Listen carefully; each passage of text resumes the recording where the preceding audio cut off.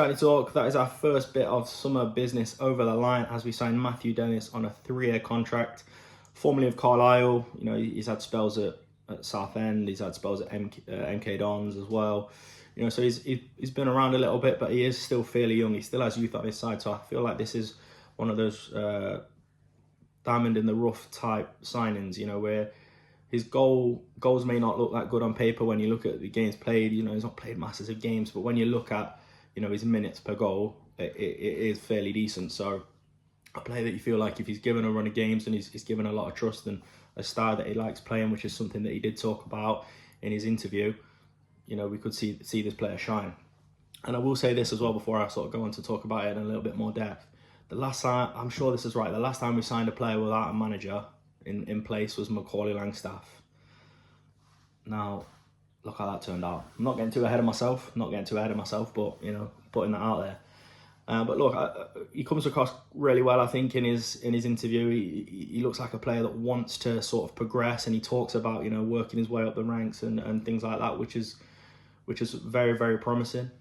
He talks about being aggressive, which we've lacked massively. I feel like our strikers have sort of lacked that touch of aggression at times, both in and out of possession. He looks comfortable on the ball from the little clips that we have seen of him, which again we've missed really from our forward players. I'm thinking more our strikers more than anything, but you know, it's a good step in the right direction. I'm sort of hoping now that sort of leads us on to maybe we'll see a head coach towards the end of this week.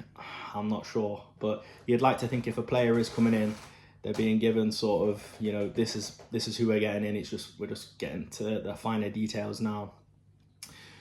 But look, he's got a little bit of experience in the league, so he's gonna be in a decent stead to sort of know where he is when we're bringing players in. Even like Jata, for example, we've brought him in from a different league.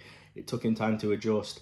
Dennis, it shouldn't take him time to adjust at all. You know, he's already played there, so you feel like giving him given a lot of trust and sort of him being maybe the main man. I'm not sure.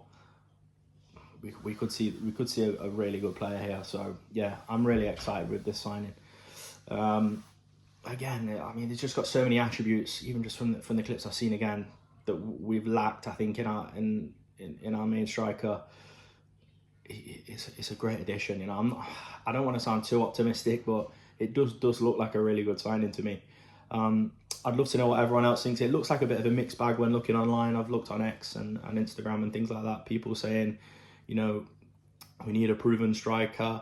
You know, some people saying he shows a lot of promise. I'm firmly in that camp. You know, I'm not going to write someone off before he's even played for Notts.